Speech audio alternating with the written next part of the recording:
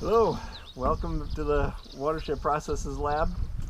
Hopefully you were able to get through the lab from last week on the continuous temperature probes. I know that was a long one, and there was a lot to do with the calibration that goes on with that, and felt it was important that you kind of see that whole process, because it's kind of a complicated one, and hopefully that helped out if you ever get in that situation.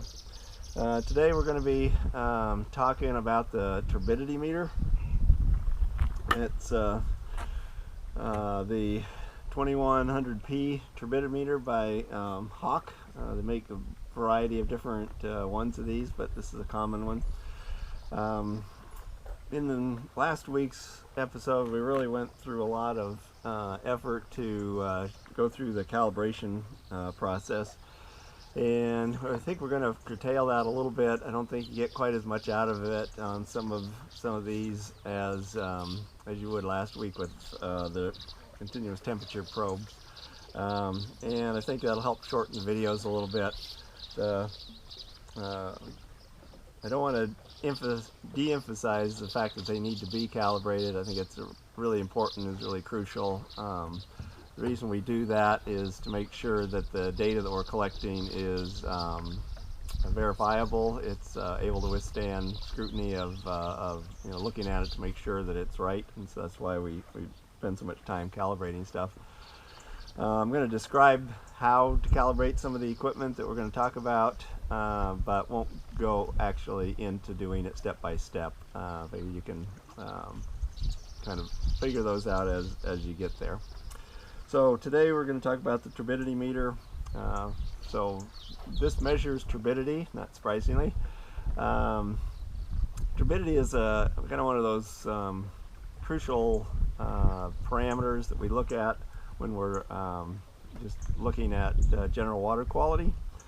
Turbidity in particular is important for the DEQ when people are doing in-water work, some kind of building, whether it be constructing a bridge or putting in a culvert or something like that. Their standards are that you can't raise the turbidity more than 10% above the background level during your construction. So what you do is you take a turbidity reading upstream, and then take another turbidity reading during the construction downstream, and you compare the two, and hopefully if the construction company or farmer or whoever's doing the work is doing it right, then you won't get any more than 10%. They do have exceptions, and you can kind of work with DEQ to get permits to exceed that. The one that's most common is called a 404 permit. I'm not going to go into that, but do know that if you're doing in-water work, or if somebody's doing in-water work, they should have some kind of a permit is required in almost all situations. So just kind of be aware of that.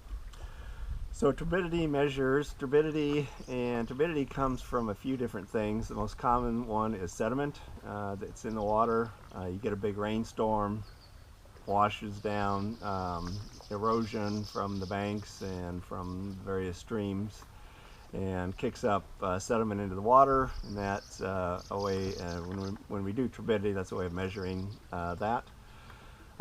In a lake situation like we've got behind us here, we're out on my dock today, once again, North 10 Mile Lake. The turbidity increases or decreases in the lake mostly due to algae, not sediment. We do get sediment pulses that go through during big storms, but I'm kind of in the middle of the system here, and so a lot of the sediment has settled out by the time it gets to this point. So when we see increases and decreases in turbidity in a lake system, it's quite oftentimes has to do more with algae than it does with sediment. The third thing that can influence turbidity is something that you find in streams that have a lot of wood in them.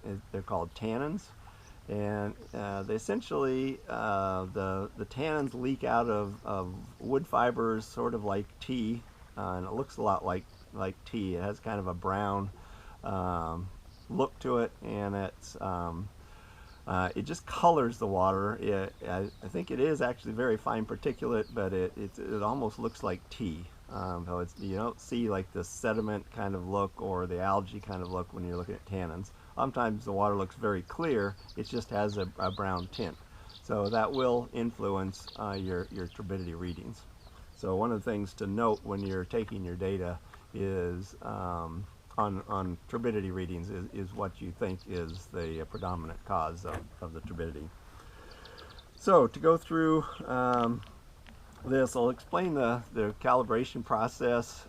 We just won't do it. There are standardized solutions that you can buy that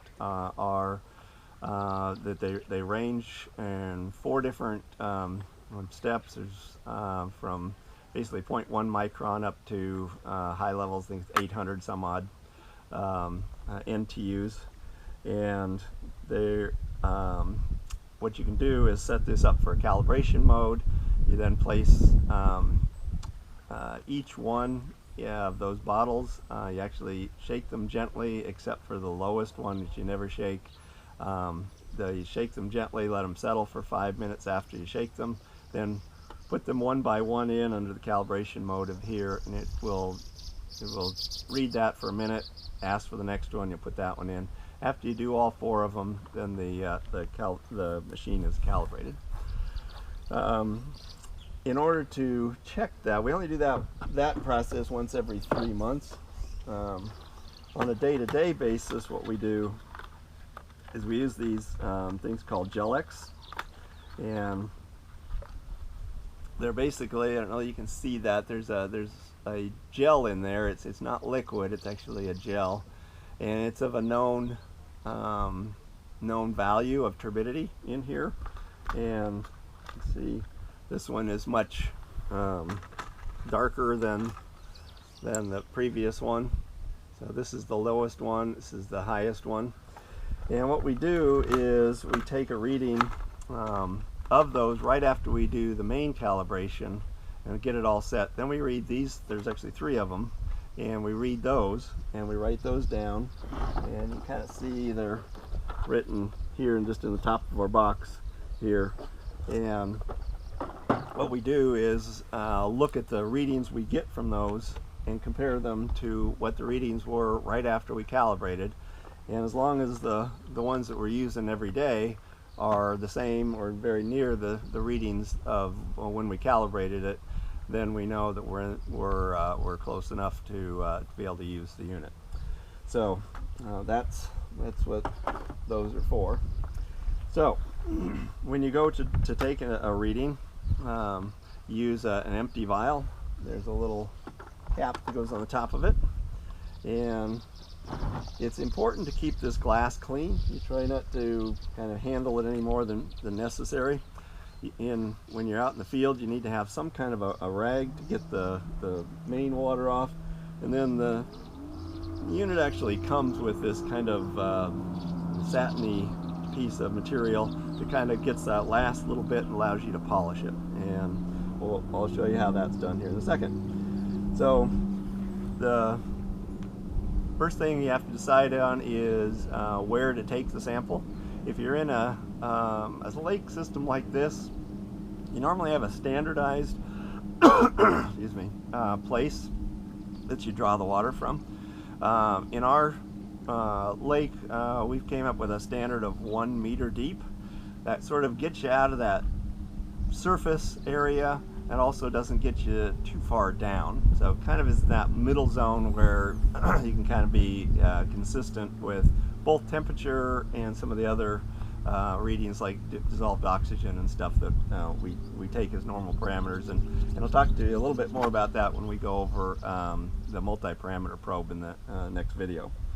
So for these, we're in a lake situation. We usually take it at a meter, or tends to be, if you don't have a way of getting down to a meter, then we'll oftentimes just do it at arm's length.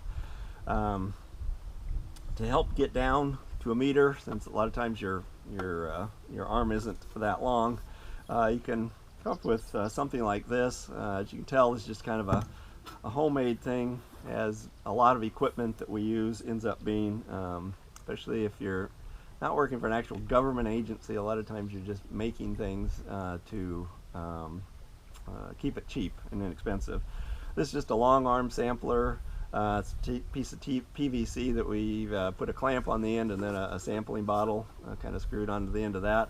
This does even have a thread on the end of it, so we can actually extend another one of these pieces of PVC out, so it goes out about 8 feet or so, and it allows you to, if maybe stand on the bank of a stream or something, to reach more out into the middle. Sometimes when you're taking like a turbidity reading or any of the readings that we like to take, you don't necessarily want to really be in like a backwater area or a still area. You kind of want to be sampling like the main stream, unless you have some other reason to be sampling some other place. Depth wise, in a stream, we try to take most of our readings at the midpoint between the water surface and the bottom. So we don't want to be in the bottom sediments, nor do we want to be right exactly on the top. So halfway between is usually what we think about. In the lake, like I said, we usually do it at a meter. And so we just kind of reach down in, scoop some water up, bring it out, we'll pour it into here, and we'll take the meter, take the reading. So I'll go do that. First thing you want to do is always rinse out the bottle. Kind of just scoop some water up, rinse it around a little bit, dump it out. Do that a couple of times. And if you're working in a stream situation, you don't want to be stirring any sediment up. So make sure that you're rinsing this out downstream of where you're going to do your final sample. This one I'm going to do about a meter, which is about what the length of this is. If you turn the bottle upside down as you put it into the water, the air will keep the water from going in, and then when you get down to the 1 meter mark, you flip it over and the bottle will fill and work.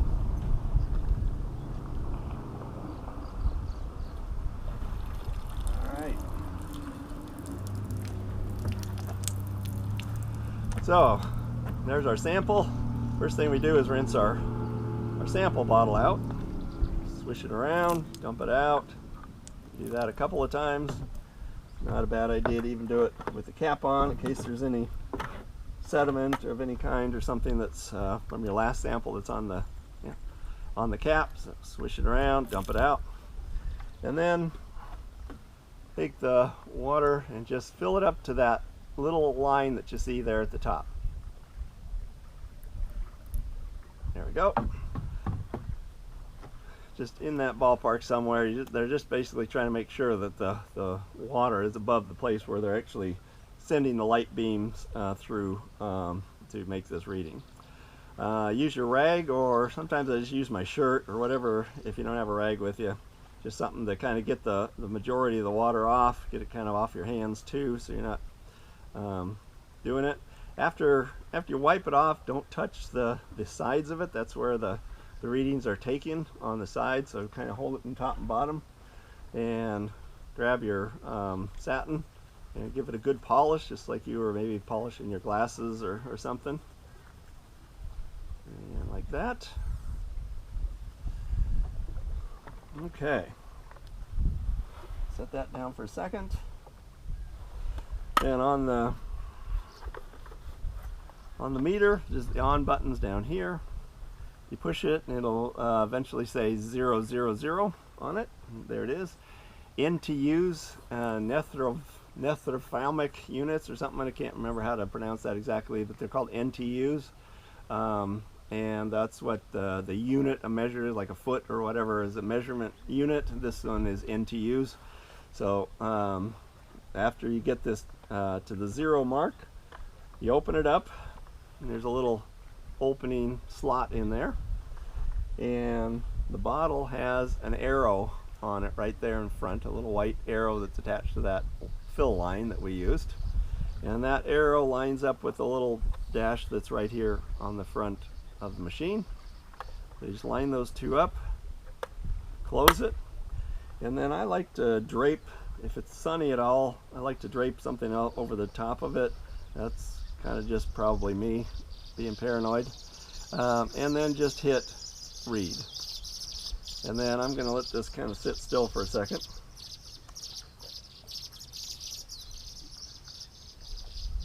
Yeah, it takes usually about 10 seconds or so. And there's our reading. I don't know if you can see that or not. It's 1.4. Now 1.41 to be precise. Okay. So there's a couple other things that you need to check for.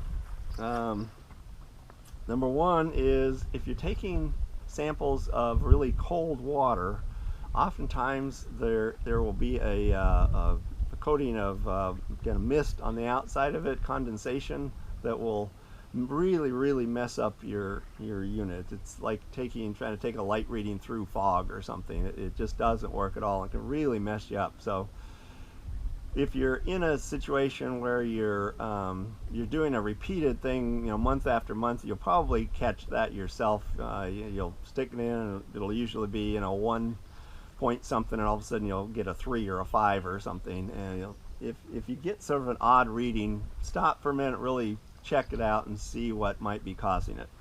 The other thing that I forgot to tell you, and we always do, is we tap the bottle lightly on a hard surface to try to dislodge any bubbles that are clinging to the side of the glass vial itself.